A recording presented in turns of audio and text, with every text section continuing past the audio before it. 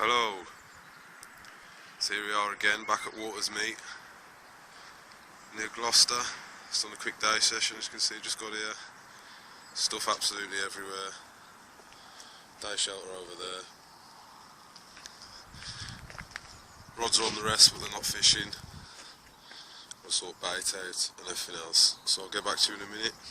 So I've been at Watersmeet before. It's only a small little lake. Match fishermen down the bottom end. I've caught double figures from here. I've seen a mate catch a low 20. So there's fishing here, £8, 2 rods. What can you say? Something to do.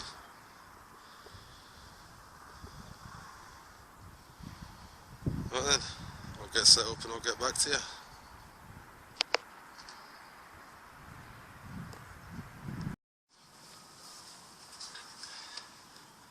Right, here we are again. We're all set up now.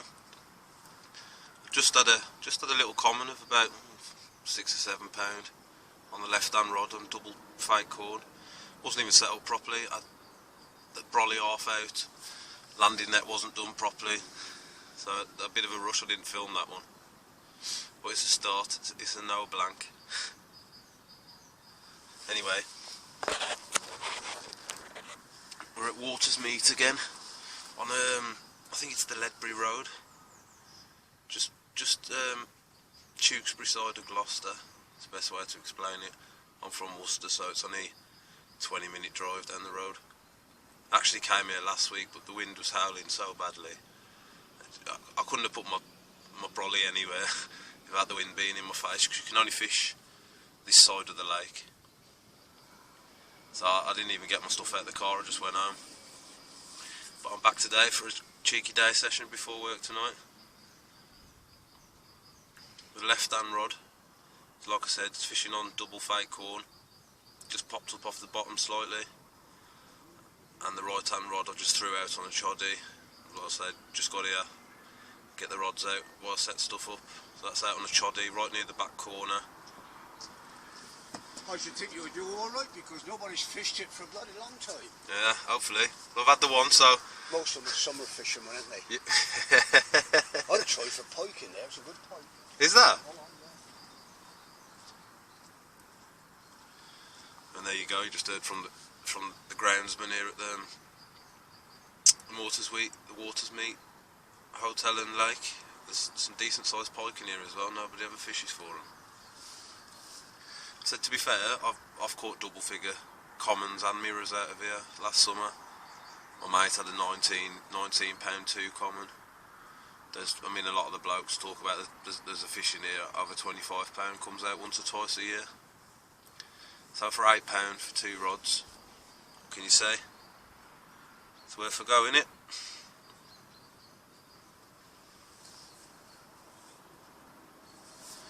One of me I'll just talk to you about. You can't actually see it at the moment.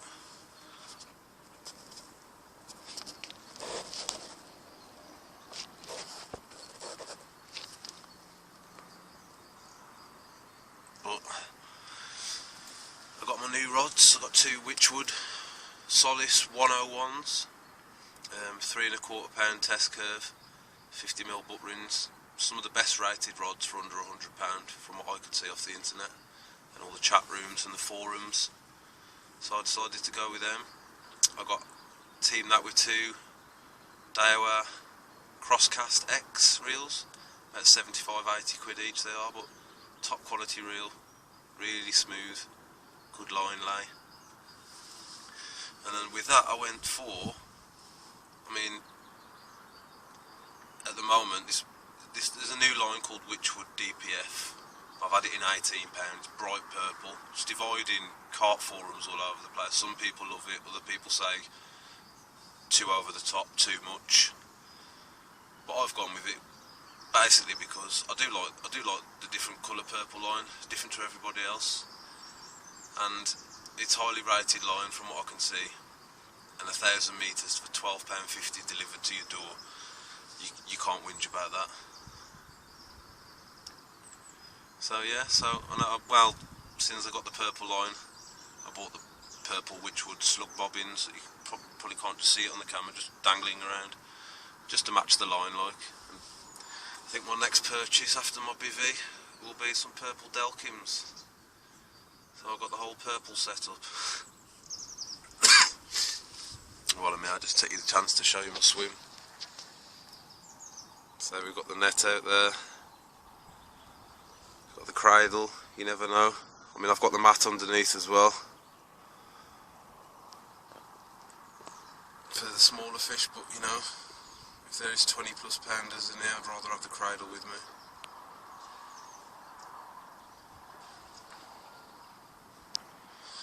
Like I said, I'm just sitting in the day shelter at the moment, pegging it. There's only one other person fishing the lake, and he's actually a match fisherman. It's only a small lake, but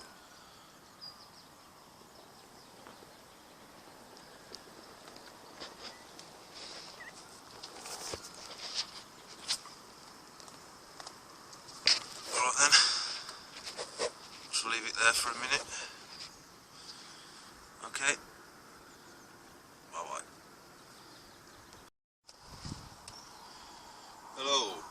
Well, I'm just going to go for a rig change because I want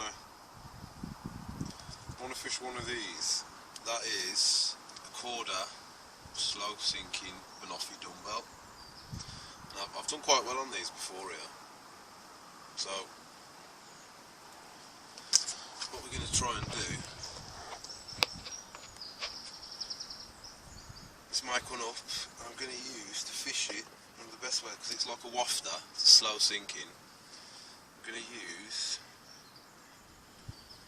a ready tied Corda IQD rig. It's tied in IQ fluorocarbon, very stiff. You see the hook there? The hook swivel just coming off the back on a Made D. Now, I'm not very good at tying rigs myself, so I do have to buy a lot of ready tied rigs, but as good a quality as any.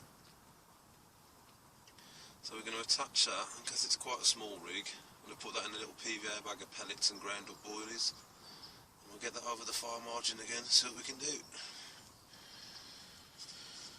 Right, as I have no bait elastic, I'm going to have to use a bit of witchwood.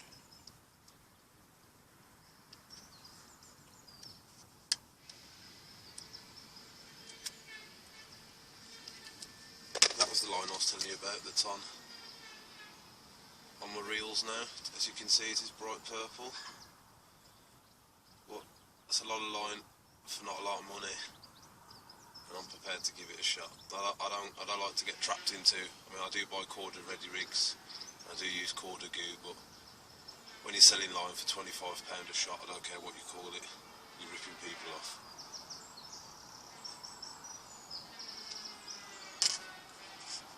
That's just my opinion anyway.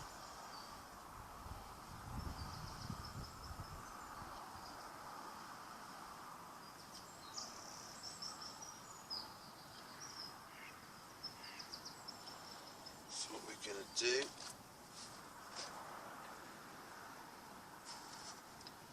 is get the baiting needle through that.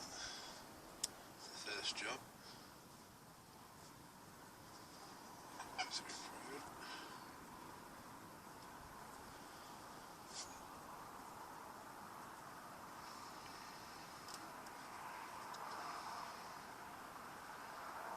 Threading it onto the line.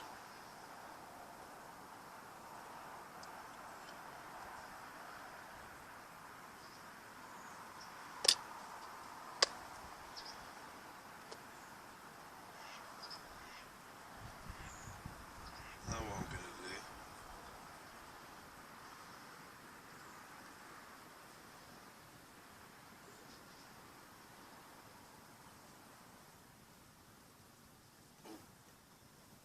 this is not everybody's way of doing it, but it's the way I do it. I put a bit of a boilie stop into the back of that, put it straight in.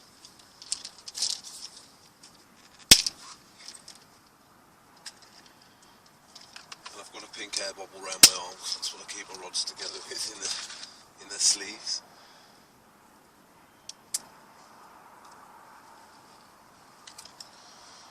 So we'll get this into the end of there.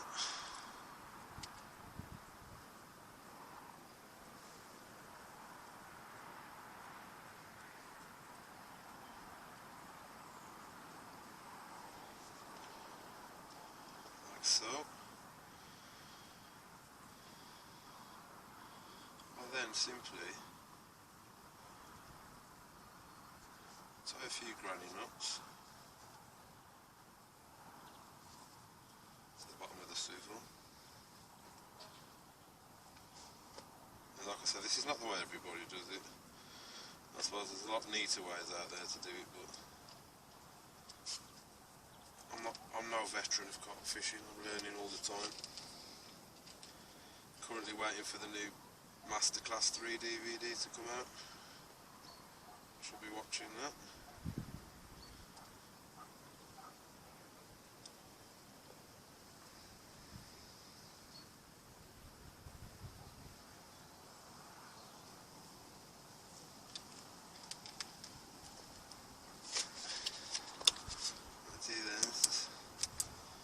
Snip that off, find my lighter,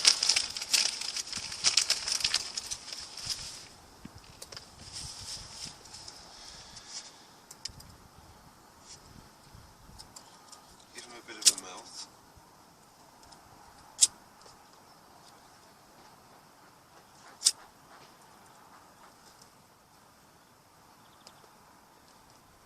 And what I do, just tuck the swivel back up inside. It's a bit messy, I'm sorry about that.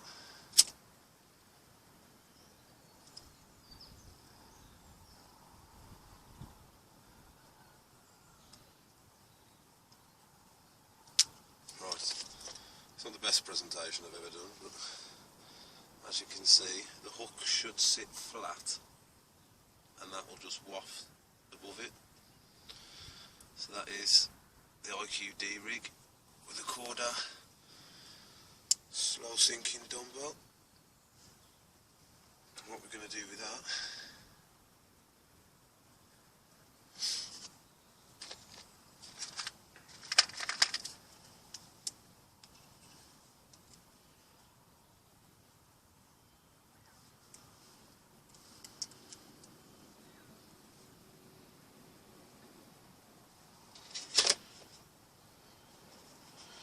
as like I said, I'm a big fan of ready-made. Helps me a lot in my fishing. I have here some ready-made leaders which I take everywhere with me from the Fox range. Quite simply what I'll do with that is put it back through itself. Hang on a sec, I might have a bit of action.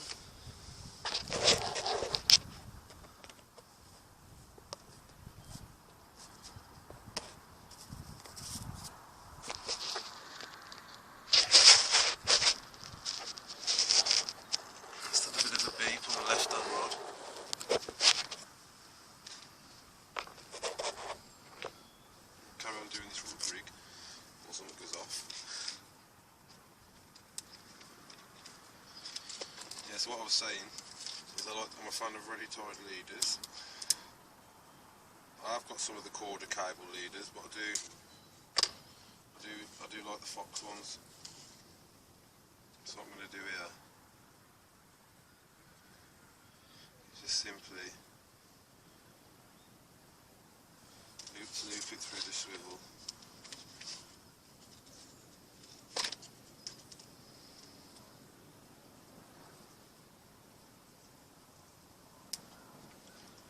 Onto the rig.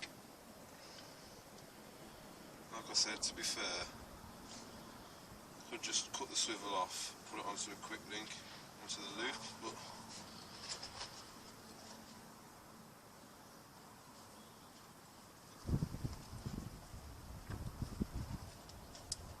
for now, let's loop the leader instead.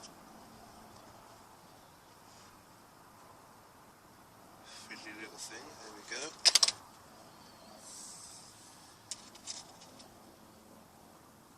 Straight onto the swivel.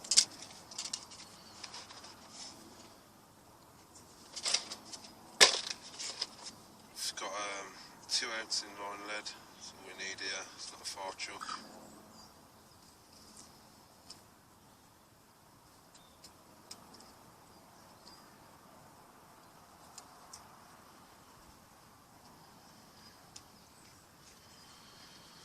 There we go, eventually. Sorry about that.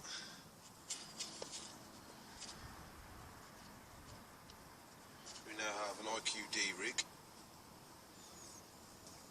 Like I said, there's the Fox camo ready-made leader. 1.5 ounce inline lead actually, sorry. Down to an IQD rig with a Banoffee wafter.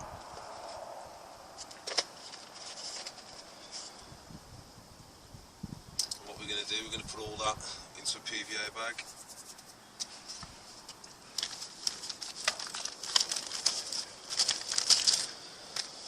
Also another quarter, bit of tackle. Don't get me wrong, the comments I said earlier about quarter, I do think some of their stuff is overpriced for what they sell, but some of the other stuff they make, spot on.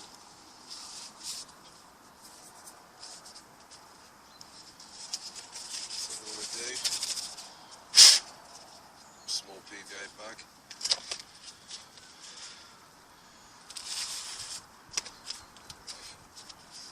In there I've just got some sticky krill pellets in 4mm, some crushed up strawberry boilies which I bought quite cheap, to be honest, on the cheap off the internet, and a bit of red krill ground bait I think it was as well, from Go Outdoors, another cheap buy. What you want to do is try and get that hook bait as far in the corner as we can.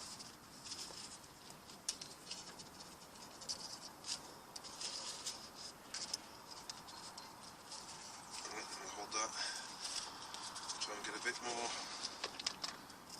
covering the hook bait.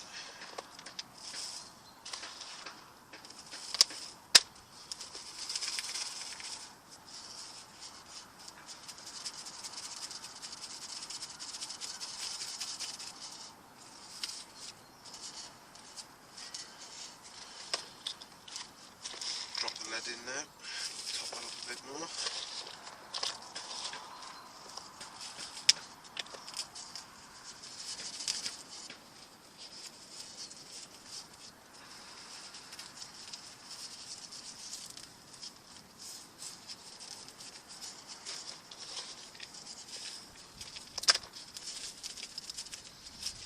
The best thing to do with these PVA bags is make sure you knock it down. That's what we're looking like. I'm going to fill it to the top. Quite simply, give it a twist. Right again. Lick it all over. Carry on twisting. You end up something which looks like that. And what we do, just drop my fingers there, so get it in the corner, just to make it a bit more aerodynamic. I mean, like I said, I'm not chucking very far at all, but it makes it a little neater. If you push it all in, get your corner,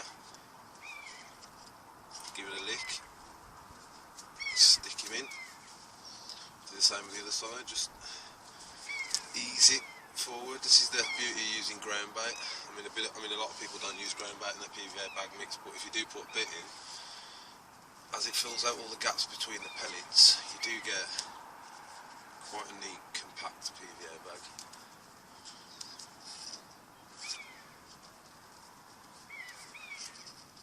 That's that.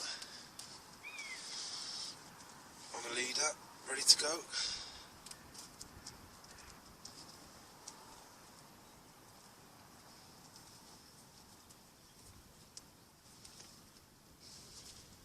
There we go.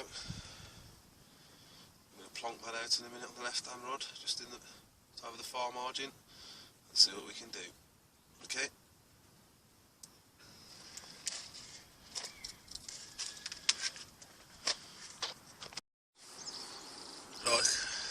Right, like I said, I've got the right hand rods on the chod rig. Got that out for about an hour now. I'm just going to give that a move around. I'll come back shortly and just show you the rig that's on it.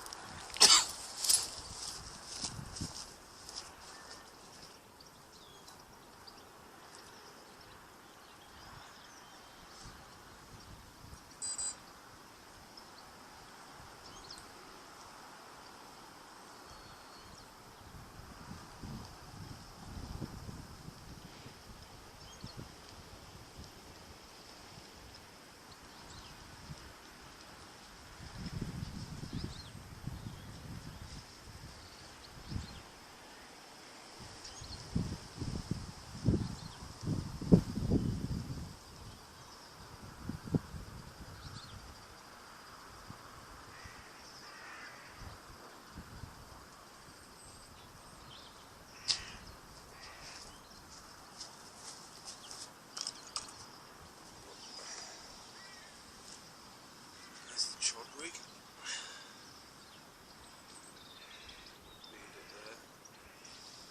That actually has not been fishing very well at all, as I've just pulled the leaf off the hook. So we're going to get that back out in the water now, see what we can do with it.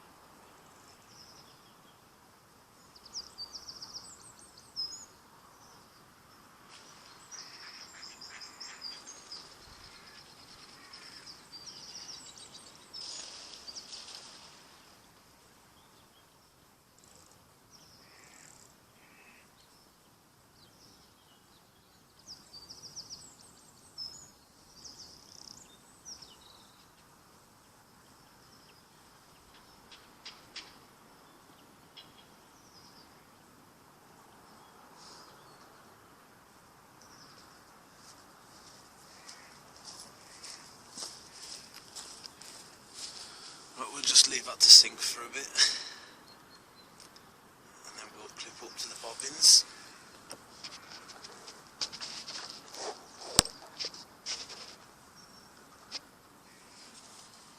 And then I've got another PVA bag that you just see me tie. I'm going to chuck back out on the left hand rod, back out to where I was fishing. See if that can get us any joy.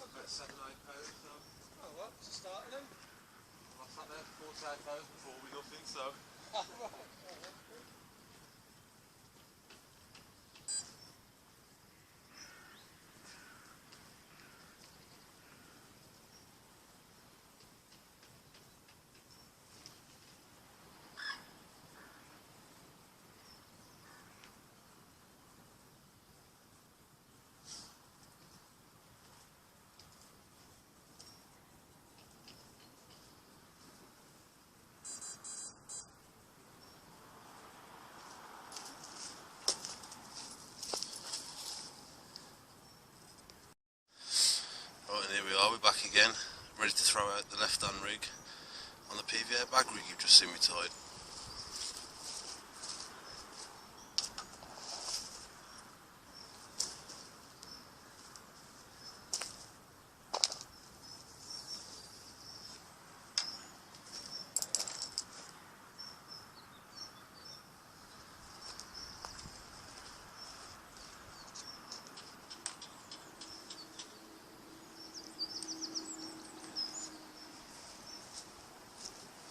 What I'm going to do before I chuck it out is I've got a bit of the corder goo. We're going to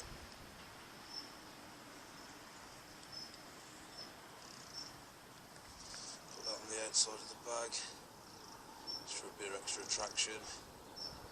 Depending what you think about corder goo, I mean, I know some people don't fancy it, but a lot of others won't leave home without it. I'm with the latter. I do think it gets you extra fish on the bank.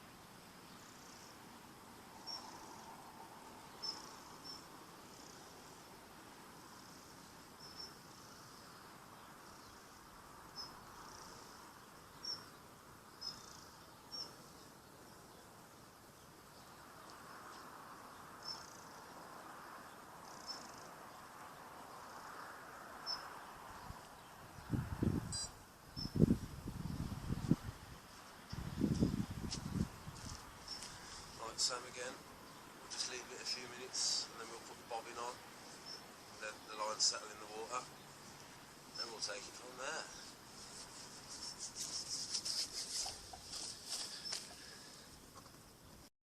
Right, I'll take this opportunity to show you the lake.